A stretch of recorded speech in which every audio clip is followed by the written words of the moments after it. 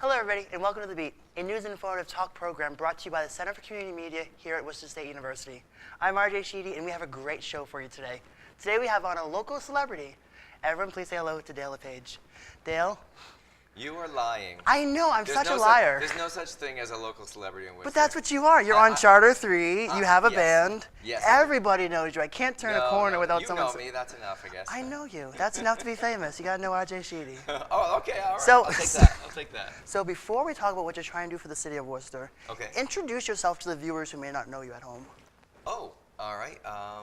I host 2 television shows on Charter Communications. One is called WooTube Entertainment Television. It is a music show that I proposed to them about 7 years ago. It's a show focusing on musicians and music venues in New England. And every episode of WooTube, we showcase 5 bands in the local New England area. And we also focus on a venue that has music. It has to the venue we focus on has to have music. In order to be on WooTube Entertainment Television. And the viewers every month vote on, no, the viewers don't vote anymore. We took that power away from them. Now that we have a panel of judges, and the judges vote on a video of the month, and then that video of the month goes into the video of the year contest. So it's a really good way for me and the people on the show, my co-host Jennifer and Kowiak. Hi, Jen. What camera am I looking at? Hi, Jen. It's a good way to promote and cross-promote venues, musicians, comedians in the central New England area, and try to get people out there to listen to the bands, to listen to the musicians, the poets, the comedians out there. I'm trying to do what I can for the arts community. And you've been doing that for 7 years now. We're going on our 7th season. Yeah, we've been lucky enough to get renewed. So people are watching and people are liking, and that's what's most important to me. You did something amazing Saturday night. At the Saturday night. Yeah, hold that up. It's a great CD. It's Dale LePage's new Easy Love CD. Thank you. I've been with my band, Dale LePage and the Manhattans, for 8 years. It's going to be 8 years this September, and I'm very excited because I have surrounded myself with some of the most talented musicians in central New England. We've got Joey D'Angelo on guitar and harmonies. We've got Jim Russo on sax and harmonies. We've got Jeff Oling on upright bass and ultimate coolness. And we've got Thomas Bam Bam Spears on Mr. Eye Candy. And on drums and ultimate eye candy. And some of the girls just, do I have time to tell a really funny story? Go ahead, yes.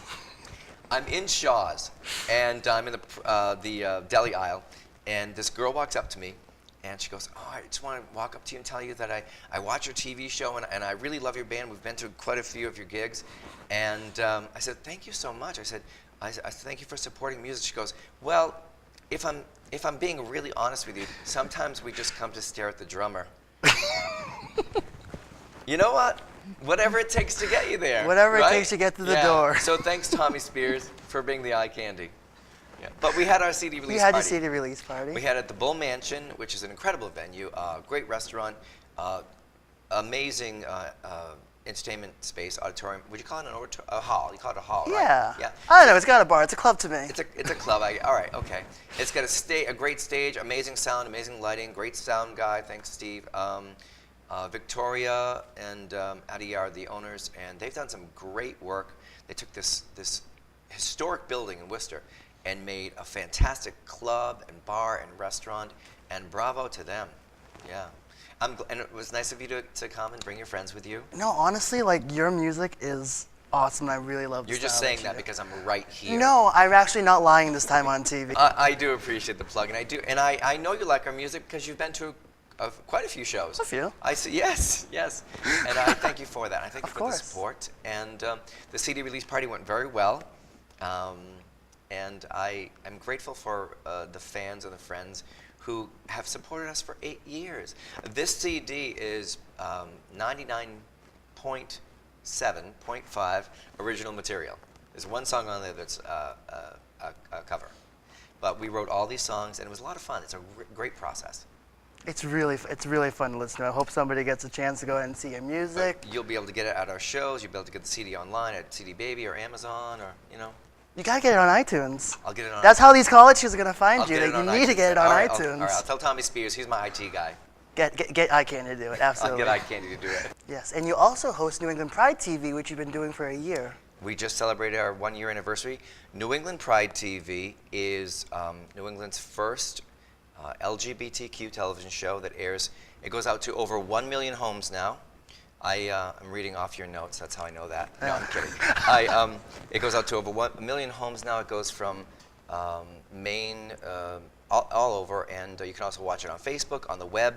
It keeps the LGBT community and its allies informed about interesting things that might be happening, interesting people, events that are coming up, and what's in the news. So all that is happening, and we've been truly blessed to work with Charter on this show.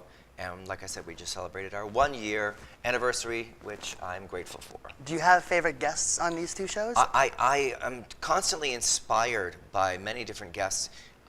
People that immediately come to mind are a woman named Judith Hanlon, who is in charge of the LGBTQ Asylum Task Force. Her and her team concentrate on literally rescuing the LGBT community from different countries, where it's illegal to be gay or lesbian in over 80 countries. Yes, I did know In some that. of these countries, if you come, you can be put to death, imprisoned for life, tortured. Right now, I'm sure anybody who is in the news has heard about what's happening in Chechnya. In Chechnya right now, they have actually opened concentration camps, and they're rounding up the gays and lesbians, and it's basically a concentration camp. And it's disturbing, it's sad, and it's just horrific what is happening. Judy Hanlon does the LGBT Community Asylum Task Force, and that's at Hadwin Park Church. They do great things there. And they rescue people every single week. When I say rescue people, I mean from being killed. There's this very important subject to me, which is conversion therapy. A lot of people watching this, a lot of people on your crew might not know what conversion therapy is. Yeah, straight people have no idea what it is. But there is a theory that if you are gay or lesbian, that you can have the gay or lesbian taken out of you. You can pray it out. By torture. I met several women at the Hadwin Park Church who were here from different countries, and the countries they are from, there is such a thing called conversion rape. How does that if you work? come out of the closet, your mother or your father can do what they think is right, which is to make you straight, and they sign you up for conversion rape, where you are gang raped. Women are gang raped, and to try and get the gay out of them. That's what they think happens. And these women who are shunned by their community they often wind up pregnant. So now they are shunned by their community and have a child. Have you come into interactions with anybody who's gone through conversion Yes. therapy? What is and it if like for them? And if you go to the Hadwin Park Church, which is in Worcester, Massachusetts, which is part of the LGBT Asylum Task Force, you can talk to these people, and you can hear their heart-wrenching stories about what they went through to try and escape. These people coming into these countries, they're not just coming into our country to steal our jobs. That's not happening. They're coming into our country to try to live, to try to not be killed. And so that's something that more people should be aware of. And now you're trying to, right now, get the city of Worcester to declare itself a conversion-free city. Very good segue, by the way. Yes. How is that going for you so far? Even though Worcester is not a city that allows conversion therapy, it doesn't mean that it's not accepted in other places in the United States, because we know it is. There is conversion therapy in the United States. You can Google that. Please feel free to Google that, because I want you to be informed. I wanted Worcester, or I still want, Worcester to declare itself a conversion therapy-free city. Even though we do not do it here, I want them to do this to draw awareness to what's actually happening. Most people don't even know that this is happening. And I think by Worcester declaring itself a conversion therapy-free city, it will start the talking process, because education is everything. And once people know what's out there, they can be as informed as you are and as I am about how hard it can really be at times in the community, and things that people should know about, because they should be outlawed, actually. And so I went and I spoke with the Human Rights Commission. They were nice enough to hear my spiel, and my proposition that Worcester become a conversion therapy-free city was met with it was well received, and our next step is they are bringing it to the City Council to have them approve it.